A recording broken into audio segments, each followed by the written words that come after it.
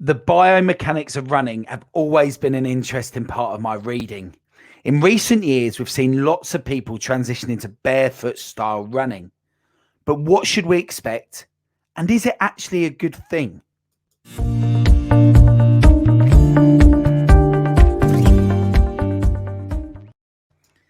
Hello and welcome to the Ultra Running Podcast with me, Coach Marshy, Fat Man to Iron Man. Hope you're well. Hope your training's going well. How's it going? Are you having a good week with your training? For me personally, my injury recovery is going well. I think it's going in the right direction. It's going exactly where I need it to go right now. So hopefully, fingers crossed, I will be back out there soon. So let's head over to today's show where we talk with ultra runner Kev about barefoot running and the transition and what we should expect during that transition and what the potential benefits are. So what you've got is your calf muscle will stretch a certain period of time at every stride. Now, when you run barefoot, you have zero heel support. So your calf is stretching an extra 2 to 3 centimeters every single stride. And even normal footwear, you get that heel support. So your feet, unless you walk around barefoot all the time, every day, your calf isn't conditioned to that, and your Achilles. So what happens when you make the transition? If you just go, people go, oh, I'll just run normally. Well, first and foremost, it kills to begin with because your feet are so sensitive to it. Secondly, it sorts out your running form because you can't heel strike. A lot of people heel strike when they run. It's just too painful. You have to learn to run on the balls of your feet, which is the right way, the right running form to kind of run. It's the technique which you're supposed to do, but so few people do it because of the extra support you get in footwear. And then you need to do it very, very gradually. Otherwise, your calves just aren't strong enough because they can't handle that kind of repetitive additional stretching of every stride. And to summarize it, in 12 months of transitioning, I had 6 calf muscle tears. So that shows Wow, yeah.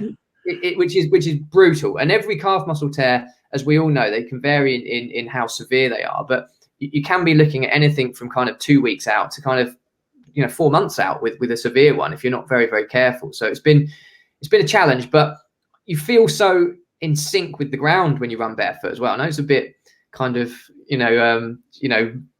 can't quite holistic, isn't it? Like holistic. You feel like you're sitting in sync with the ground, but you feel connected to it, and you feel every contour under your feet. You forget, you don't realize how supportive and how much support you get in traditional running footwear until you go barefoot. But I love it, and it just feels, you get really good calf muscles from it as well, which is always the upside. So hope that gives you a little introduction to barefoot running. Cool. Yeah, no, always good to have good calves in the summer. Absolutely. When you got the shorts on. So with barefoot running, obviously we're part of many sort of groups and organizations. What do other people think of that? What do they think of you running barefoot? What do people say to you? Well, I get some really weird looks to start. Well, not only because I'm dressed in orange and run very branded up for the vlog, but the footwear looks a bit, if you're not familiar with it, it's 5 fingers. So it's called 5-finger footwear. So your toes, you can see them. It's like wearing a glove on your foot ultimately. So people see your toes and everything and look at them and think, how are you running in those? And you get some really strange opinions.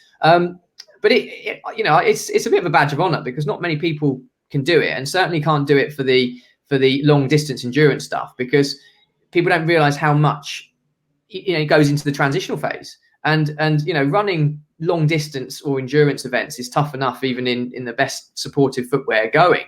But to run it barefoot is like a badge of honor. It's something I'm very proud of doing, and it's something that I've actually found that now I've transitioned, I haven't had as many niggles or as many, touch wood, injuries and things because I'm running barefoot now, because it forces you to run in a form that you wouldn't have normally run in if you were running in traditional footwear, which is a more typical form. And if you look at evolution, when we were created as human beings, we weren't created with, Nike 4% or whatever that we've got, where you've got the pushing you to kind of run. This is, and all the support, you're running barefoot. So it teaches you how to run in the way that we were created to run, which, in my opinion, can only reduce the chances of getting injured.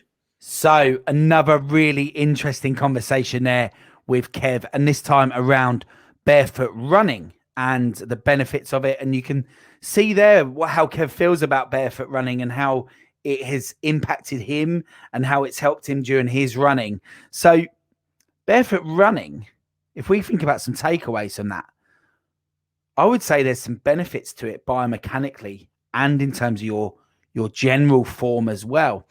So the first thing I think we should consider from what we've discussed there is it's going to massively increase the strength of your calves.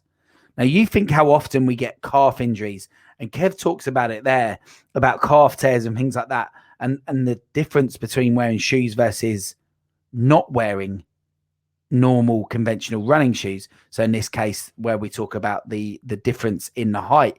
So I think the barefoot running approach obviously has massive benefits to building up those calves.